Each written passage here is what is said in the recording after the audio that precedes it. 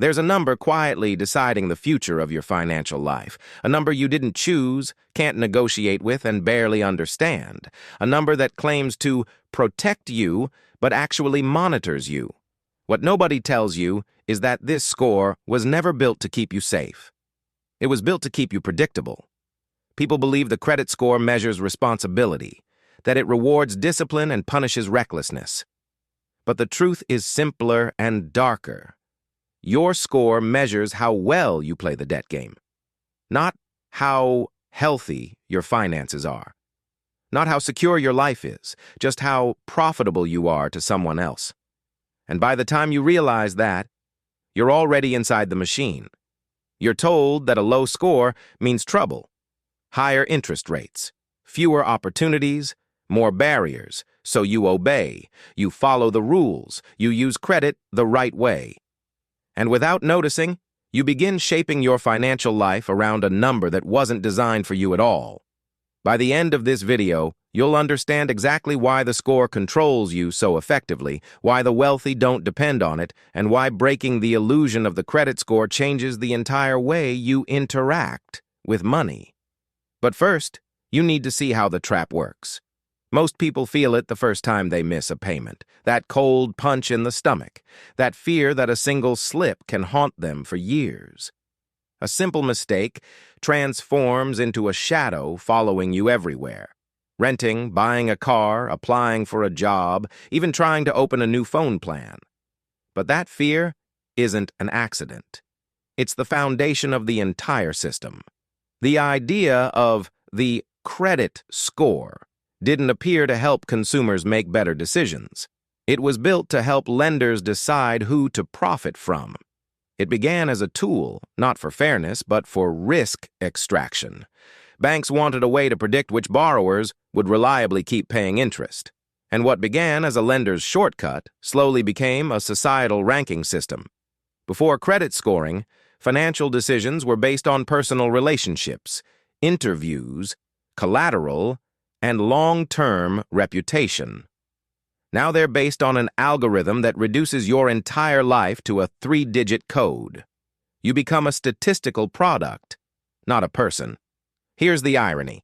Someone who saves money, avoids debt, and lives below their means often ends up with a worse score than someone who constantly finances everything.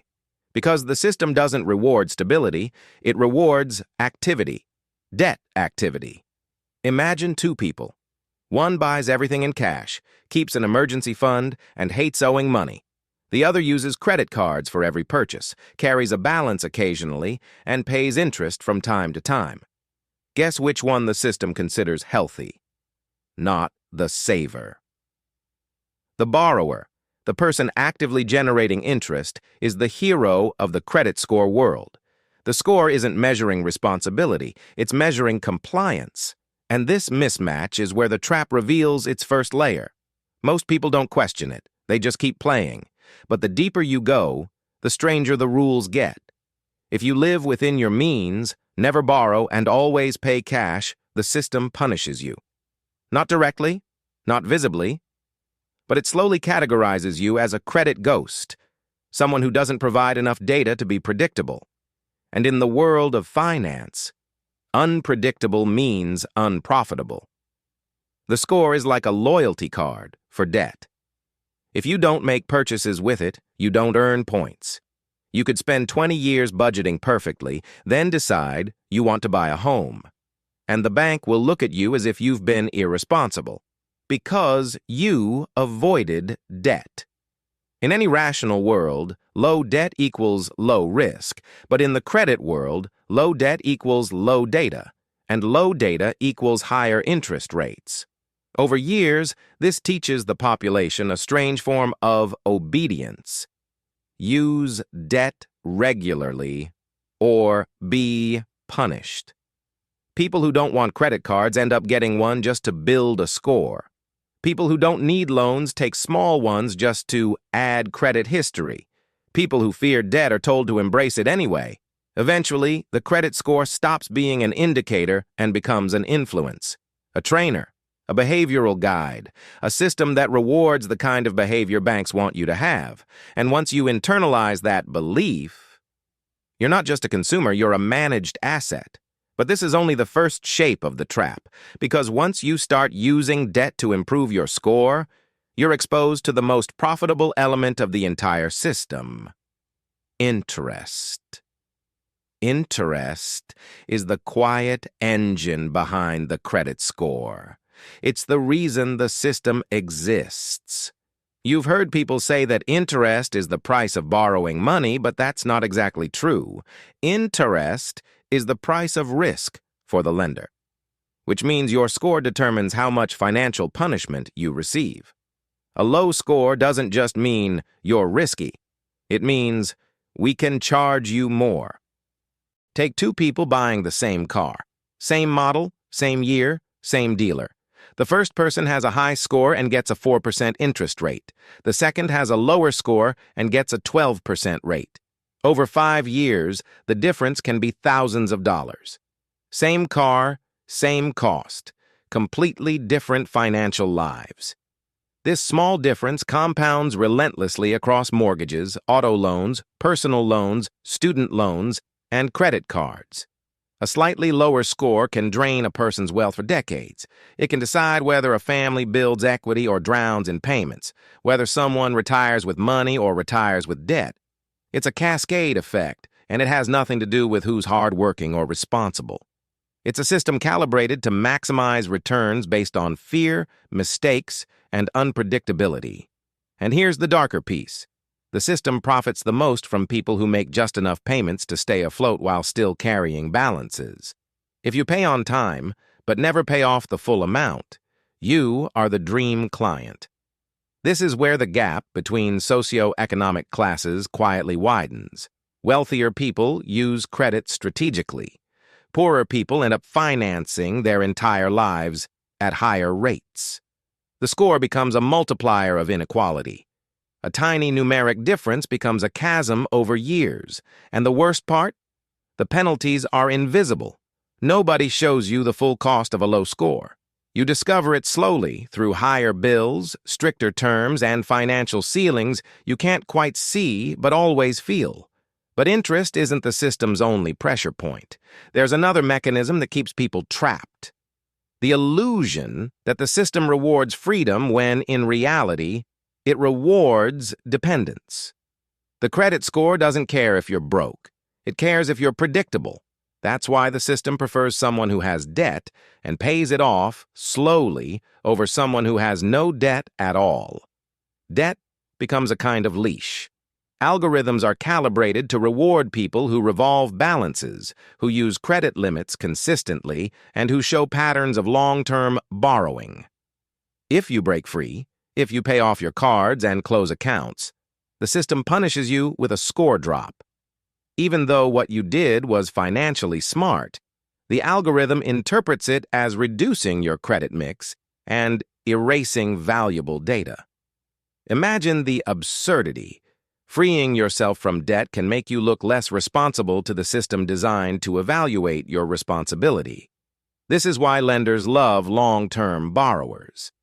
Not the ones who default, but the ones who keep the wheel turning, always paying, never escaping. The score converts consumers into predictable revenue streams. It shapes behavior through reward and punishment loops that feel logical, but are actually engineered. Over time, the score influences what people buy, how often they borrow, how they manage emergencies, even how they interpret their own financial worth. But the most surprising part is how far outside the financial world this 3-digit code reaches. Because the credit score doesn't just control your debt, it controls your life. Your score follows you into places that have nothing to do with borrowing money. Landlords check it before they hand you keys. Employers look at it to judge how reliable you might be.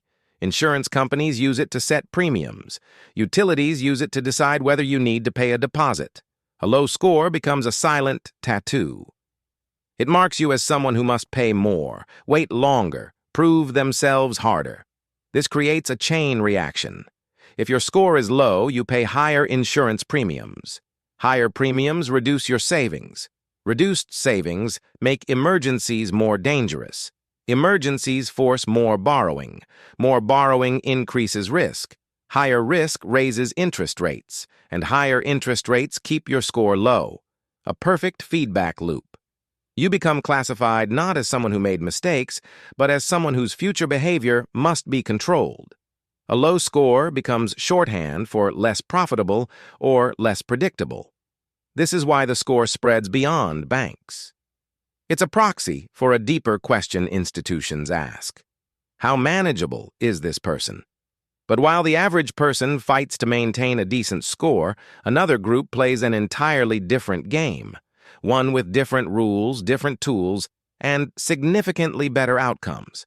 Wealthy people don't chase credit scores. They don't obsess over utilization, closing dates, or hard inquiries. Their financial world operates on an entirely separate track. They use business credit, asset-backed loans, private banking relationships, and investment leverage. None of these rely heavily on personal credit scores. If a wealthy client walks into a private bank, the institution doesn't care whether their FICO is 690 or 760. They look at assets, cash flow, equity, and investment history. Want a $500,000 line of credit backed by your investment portfolio? No score needed. Want low-interest financing for a real estate deal through a business entity? No score needed. Their borrowing doesn't depend on a number. It depends on ownership, leverage, negotiation power. The exact things the average consumer never gets to access because they are too busy trying to keep a 3-digit score above water. This is the irony. The credit score is a system for the masses, a behavioral management tool, a consumer leash. Meanwhile, the wealthy operate in a separate ecosystem where capital flows on different terms. Once you understand that, the purpose of the credit score becomes clearer. It's not a fairness measure. It's a sorting mechanism. But maintaining the illusion requires one more layer, turning the score into a lifestyle requirement. Credit scores quietly drive consumption. If you don't buy, your score weakens. If you don't borrow, your score stagnates. If you don't keep accounts open, your score declines. This is the hidden incentive behind the system. It keeps money circulating. It keeps people financing cars instead of saving for them. It keeps people upgrading phones on monthly plans instead of paying up front. It keeps people chasing points, rewards, and status symbols. Entire marketing campaigns push this narrative. Finance it to build your credit. Open this card to improve your score. Use credit responsibly to increase your rating. Some companies even offer 0% financing, not because it's a good deal for them up front, but because it trains people to use debt as a default tool. Over time, people start making financial decisions not based on what they need, but on what keeps their score alive. They buy things earlier than they should. They keep accounts they no longer want. They hesitate to pay off loans too quickly. They begin asking themselves, will this hurt my credit? Instead of, will this help my life? And that's the moment the system wins. When the score becomes part of your identity. When your behavior aligns perfectly with what benefits lenders. Once you see it, the illusion breaks. But the implications run deeper than just breaking a cycle. Understanding the system allows you to stop playing blindly. The score was never built to protect you.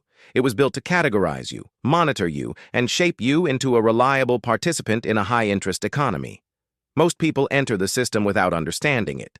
They just follow the rules, believing the score reflects their worth.